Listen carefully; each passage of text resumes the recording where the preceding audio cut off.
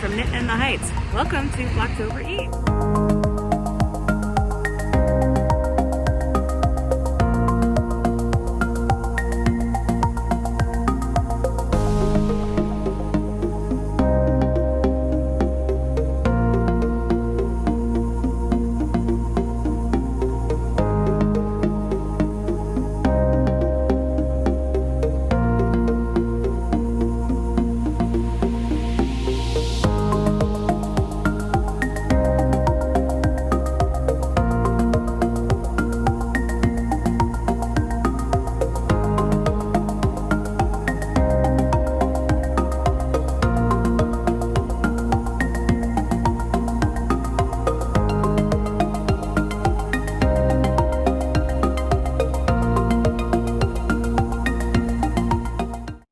Hi everybody, it's Chrissy. Welcome back to Knitting in the Heights.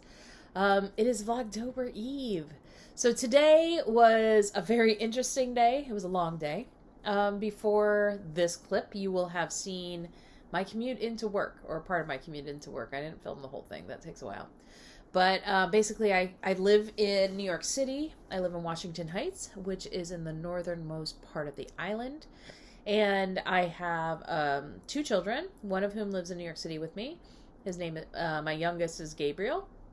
And I also have a daughter who is 12 who lives with her dad in North Carolina. And she's fine. The hurricane hasn't really done anything there so far. Her name is Colleen, by the way. So, yeah, so let's talk a little bit about me. If this is your first time joining me, thank you for joining me. You can find me on Instagram and Ravelry at CDP Viola. And the reason it's CDP Viola is because I do play the viola. I'm actually a professional musician. I currently work as the director of education at a nonprofit music education organization here in New York City. We actually strive to give as many kids as possible access to music and music education in the public schools here and in charter school networks. So, welcome to Vlogtober. I am a knitter. I'm a crocheter. I cook. I sometimes do cross stitch, although I haven't done that in a long time. Before I moved to New York City, I used to do a lot more stuff like sewing. Okay, so let's get back to it. I'm going to take a sip of water, as apparently my son is ill right now, and it looks like I may be catching it.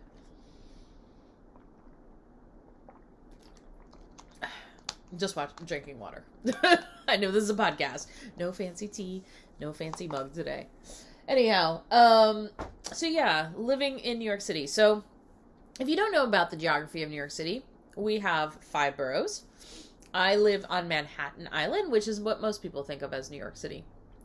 So if you think of Manhattan Island, it's this long, skinny, if you imagine my arm is Manhattan Island. Midtown is probably somewhere around here. That's like where Central Park is. It's, if you go a little further south, you've got Times Square, where the ball drops every year. Down here is the financial district where World Trade Center 1 is, or the Freedom Tower.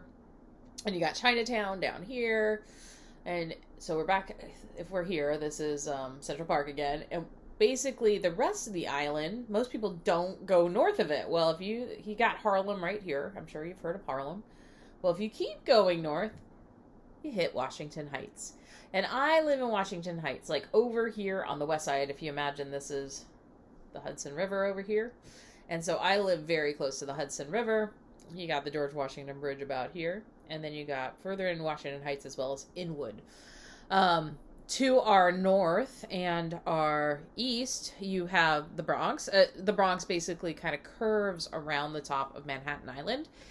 And I spend a lot of time in the Bronx because we have a lot of programs there. And then also directly east of Manhattan Island is Queens. It's actually, and kind of southeast is Brooklyn, and those are actually on Long Island.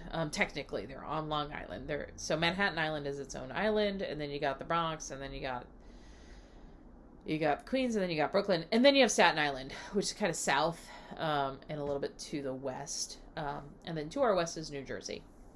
So I live in Washington Heights, and culturally, it's really interesting to live in Washington Heights because New York City is definitely a melting pot of cultures, and Washington Heights itself is very Latin. There's a lot of Latin American immigrants here. The neighborhood I specifically live in is called the Little Dominican Republic, and so there are a lot of people from the Dominican Republic here.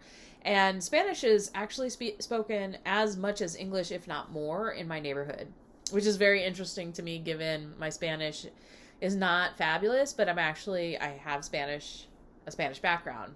My great-great-grandfather was from Spain, so my last name is actually Spanish, which confuses people. So it's very interesting. So anyhow, yeah, so that's a little bit about where I live and what I do, and about my two kiddos, again, Gabriel and Colleen. And yeah, I love to craft and knit, and tonight I thought I'd show you one of the projects I'm working on, just so that we have a little bit of knitting content today. So I'm working on a sweater by Julie Knits in Paris. The sweater is called it's Gaudi, Gaudi, and it's a beautiful colorwork sweater. I'm knitting this for my daughter, and I'm knitting the second to smallest size. So here you go. I'll talk about the modifications and the yarn and all that great stuff. But yeah, I'm really enjoying this knit. If you look really carefully, it has a beautiful neckline. Yeah, and it was very interesting and fun to knit. I started it quite a while ago, and then I realized as she was growing, I'm like, oh my gosh, is she going to fit into this? I don't know. Because I did put it down for a little bit. So, after really thinking about it, I decided to go for it.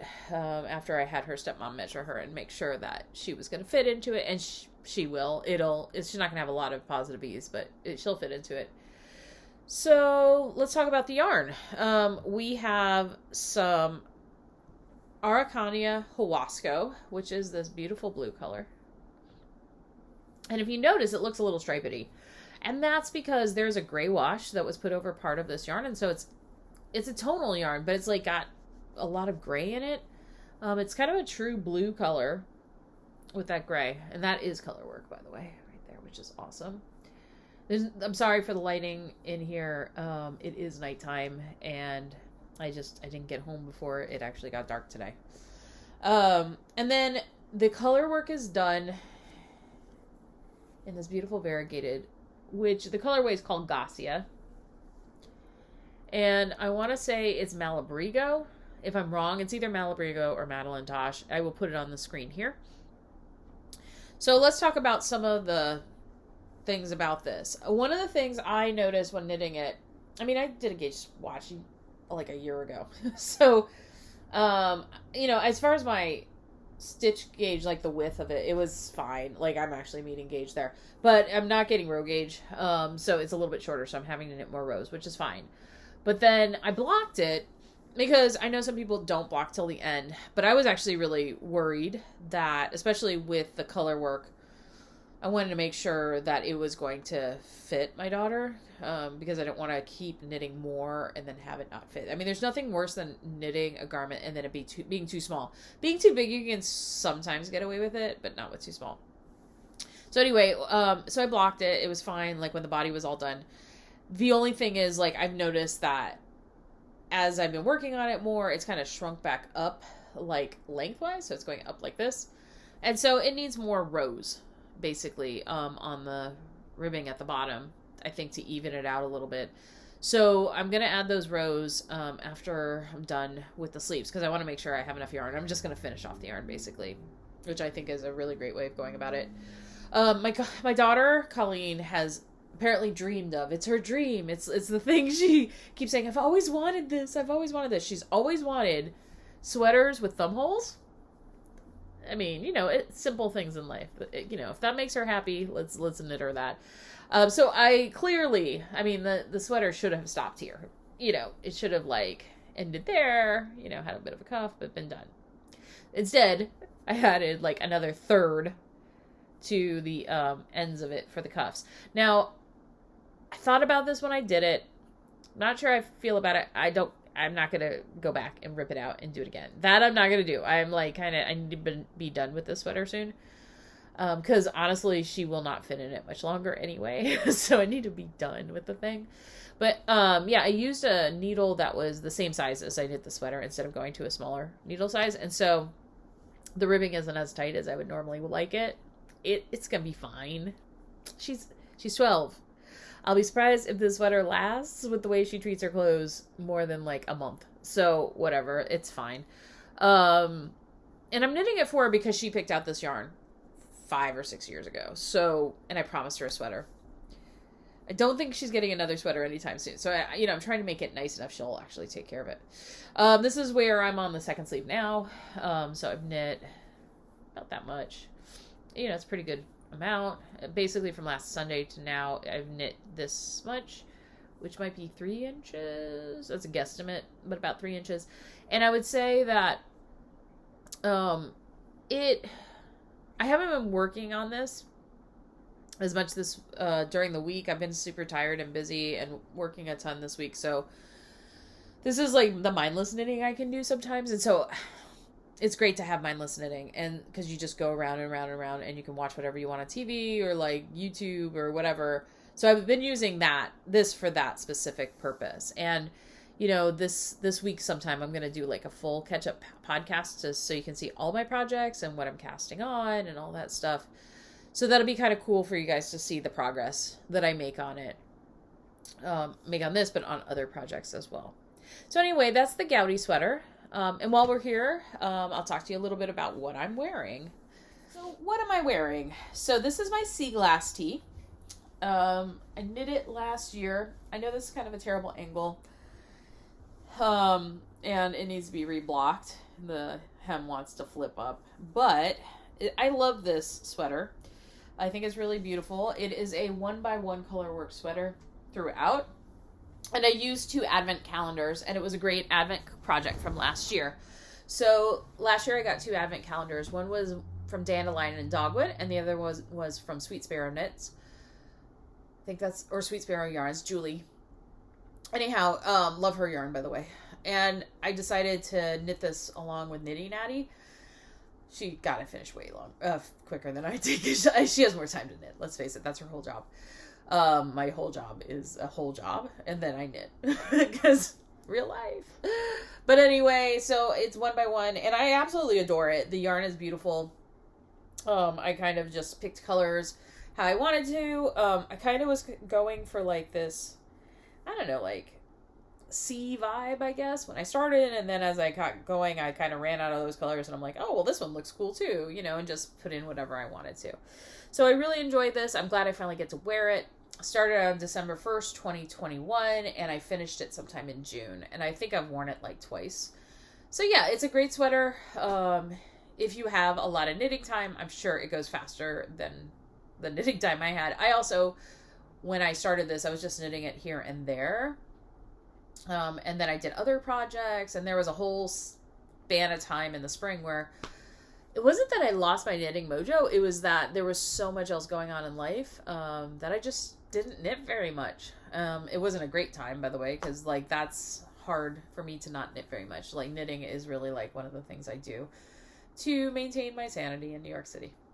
Because that's kind of hard to do sometimes. Because if you've ever been to New York City, you might realize, like if you've been on the subways and stuff, you're surrounded by people all the time. And as somebody who is an introvert that can seem to be an extrovert, because I'm actually the INFJ category. I come off sometimes as an extrovert, but I have to recharge like an introvert. That can be really hard because I'm constantly surrounded by people. And I also work in public schools and charter schools, so I'm surrounded by little kids all the time, and I'm surrounded by teachers, and I'm just surrounded by different energies. And so for me, as somebody who identifies as an empath and somebody who identifies as kind of a witchy empath, that's like, it's really important for me to take that time to just like recharge. And knitting has been the way that I can spend time just focusing, and it's like meditative for me. So yeah, that's a little bit about this project, a little bit more about me. And so what can you expect from this Vlogtober? You can expect to see knitting projects. You can expect to see some witchy stuff. You can expect to see me cooking a little bit. You can expect to see some flashbacks of things I did in September. I wanted to make sure, because my schedule is totally crazy right now. We're launching all of our school sites in October. I wanted to make sure that I didn't like missed too many days in a row. So I preloaded some video that I took in September on some trips just to give you a little bit of a view of what it's, the places I go in New York City. And also, what else can you expect to see? Yeah, I'm going to take more trips and do more things during October. So anyway, thanks for joining me. I hope this was enjoyable. If it's boring, I totally get it. If you liked it, though, go ahead and give me a thumbs up. It doesn't hurt you. It doesn't cost anything. Feel free. Anyhow, I hope to see you tomorrow. Have a great day. Bye.